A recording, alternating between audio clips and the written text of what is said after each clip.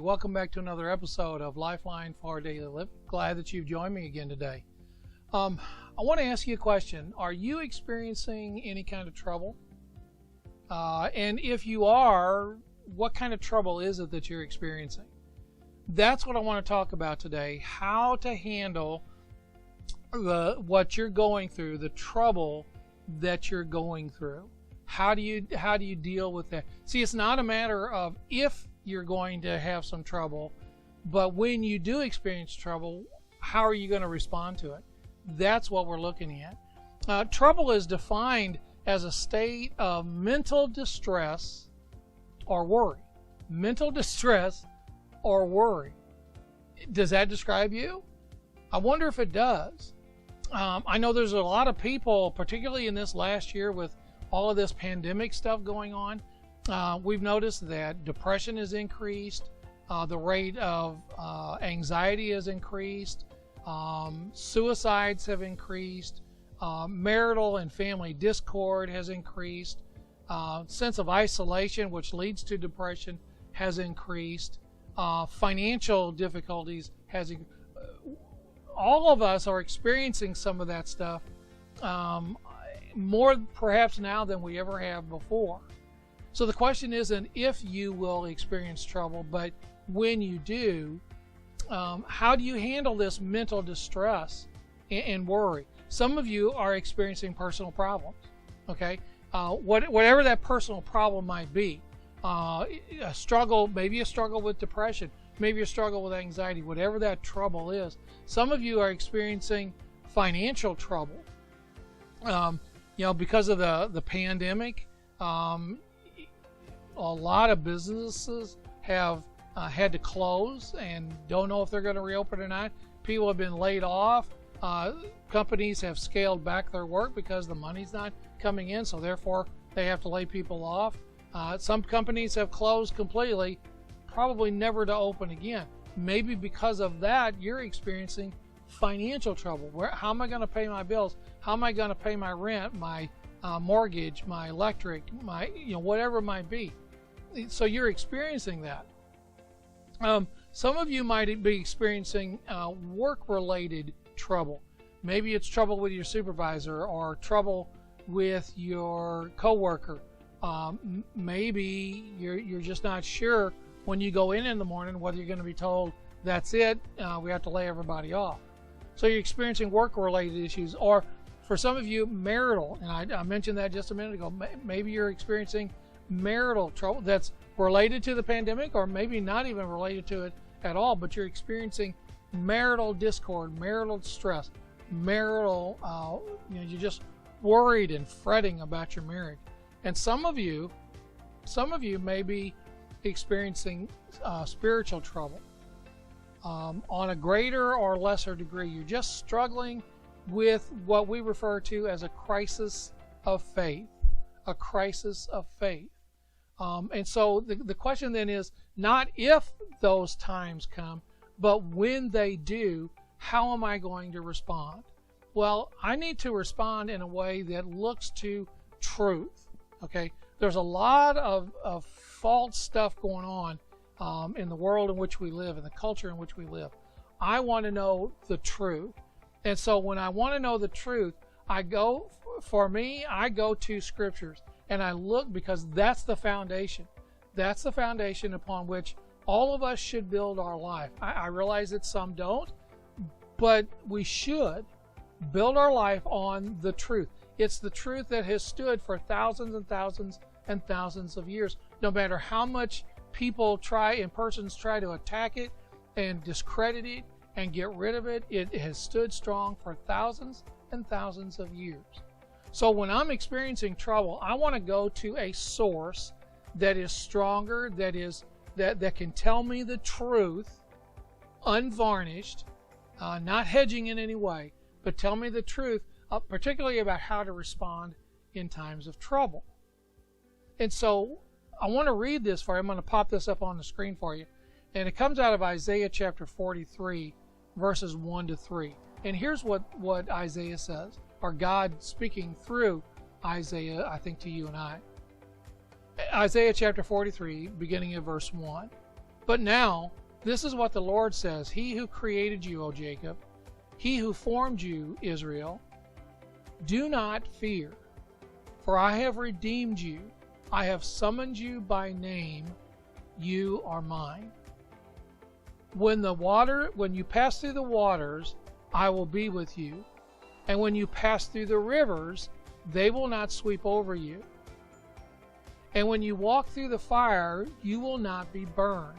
The flames will not set you ablaze. For I am the Lord your God, the Holy One of Israel, your Savior.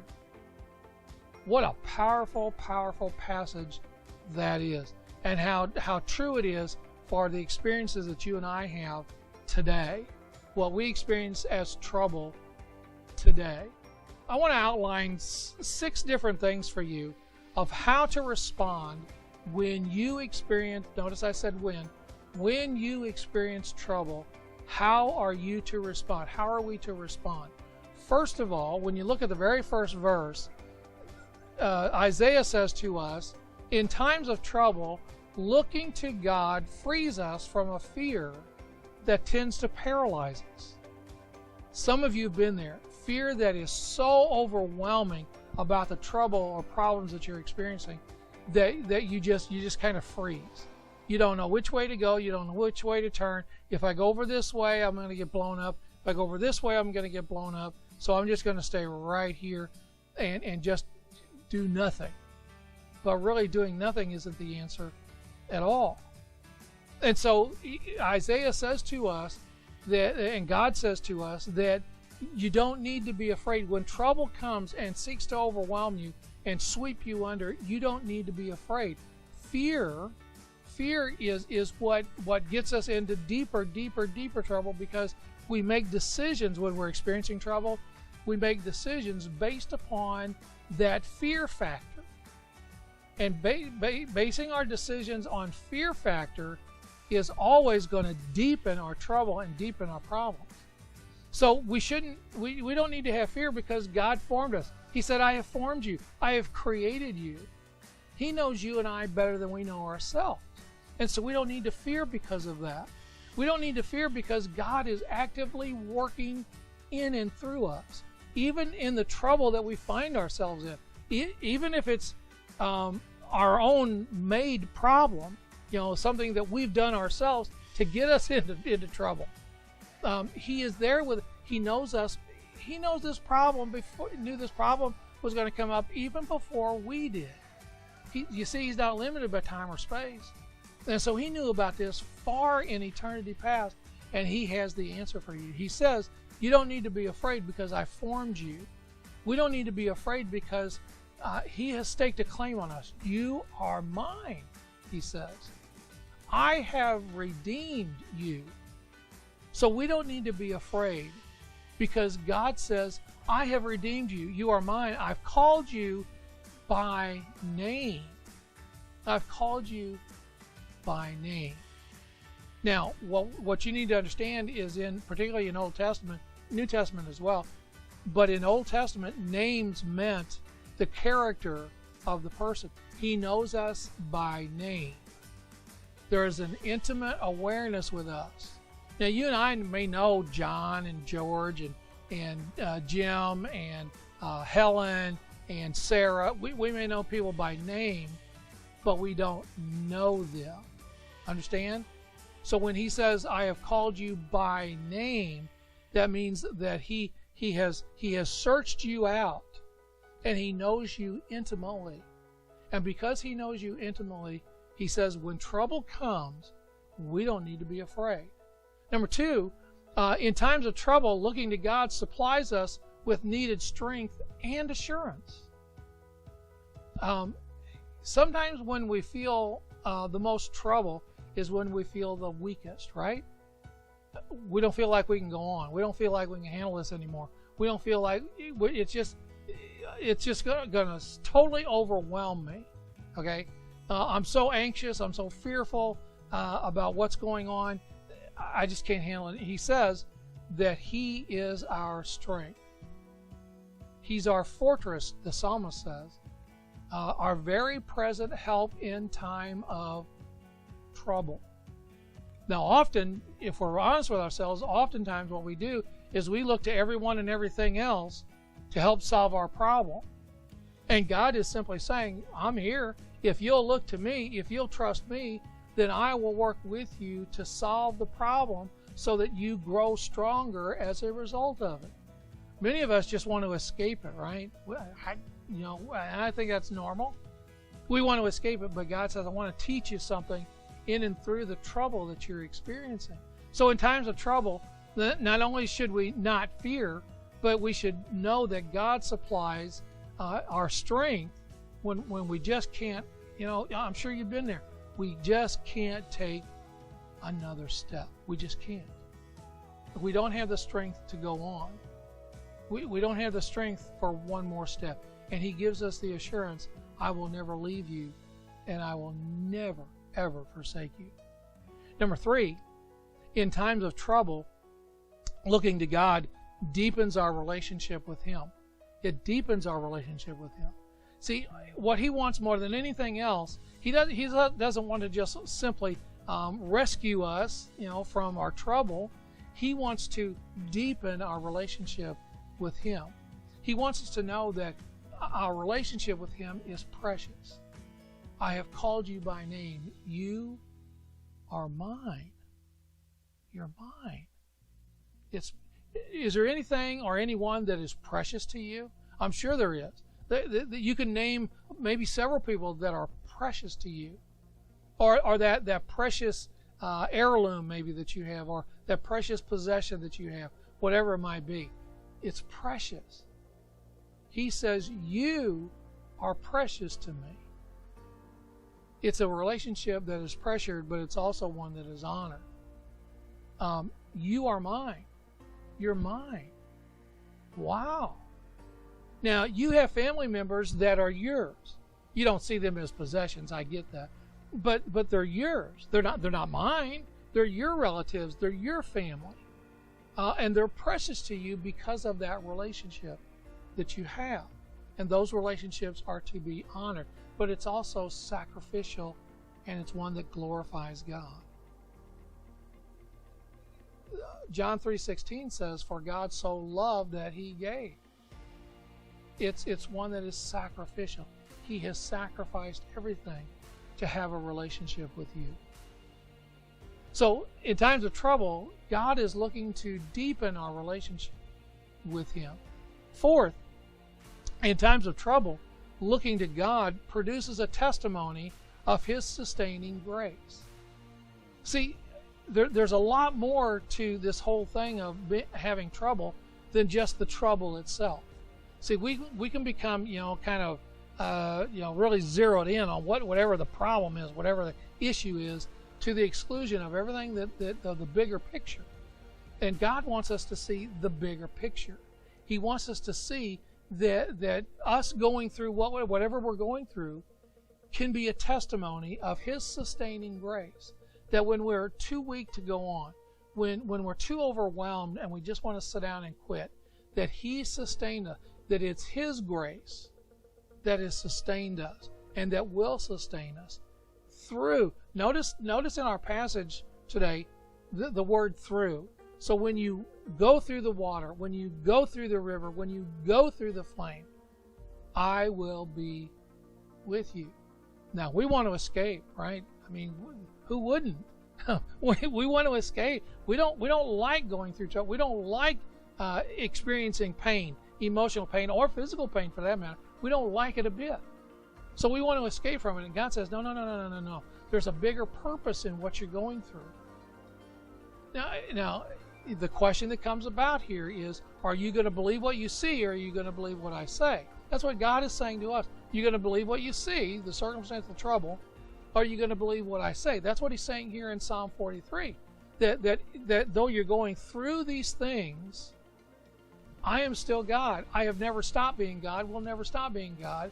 I will sustain you through all of this, and on the other side, you will be this living testimony of my sustaining grace, and therefore you will be able to comfort others. In fact, Paul, in 2 Corinthians, Paul says that the trouble that we experience, that we experience the comfort from God so that we can be comforting to others. So God utilizes us. He's going to use the trouble, the circumstances, the problems that you're going through on the other side so that you will be a testimony of His sustaining grace.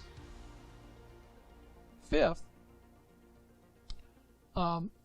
in times of trouble, looking to God reminds us of the security that He provides. In the middle of all of this upheaval, there's a river. There's a place. There's a place of security. There's a place of serenity in the midst of all the chaos that's going on.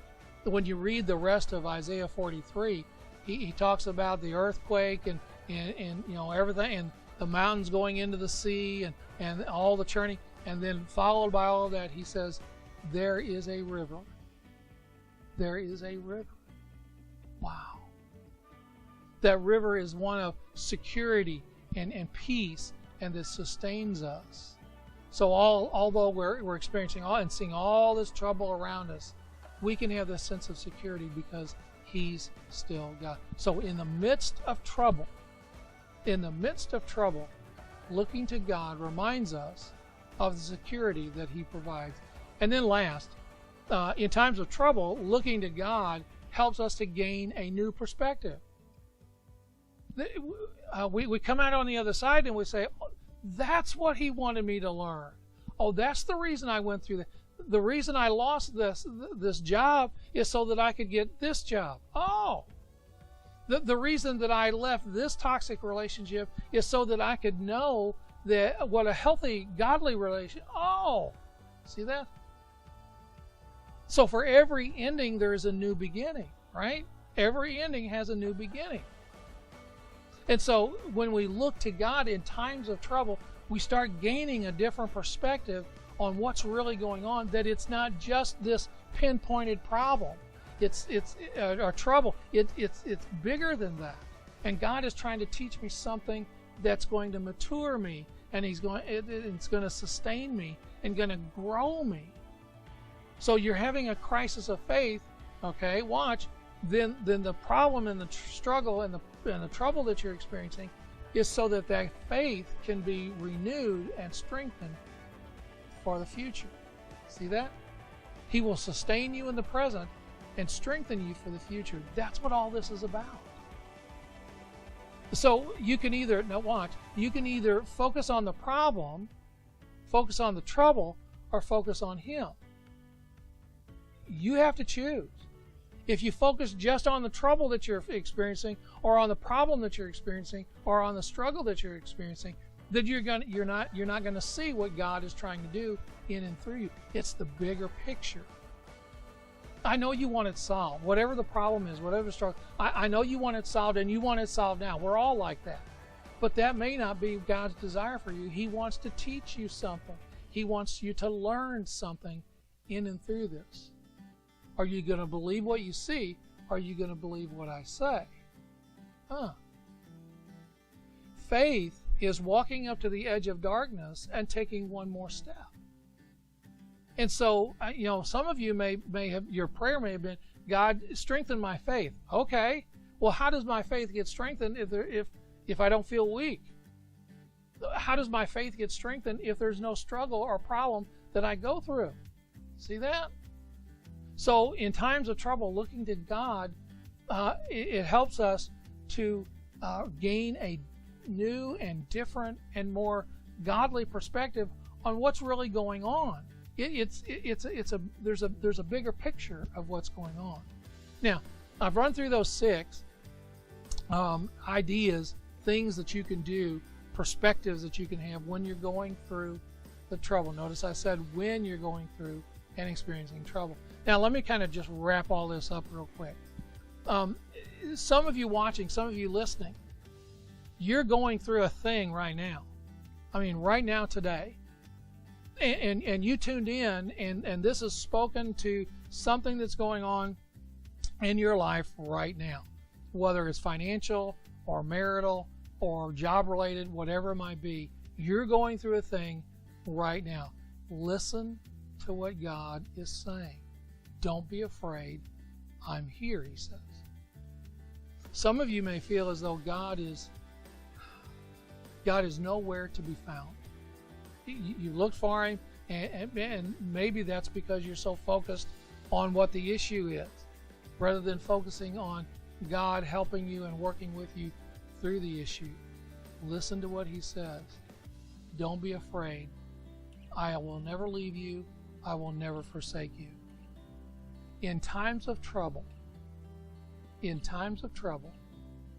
fear not, for I am with you. You know, when we're going through a thing, we all want somebody to come alongside us and walk with us, don't we?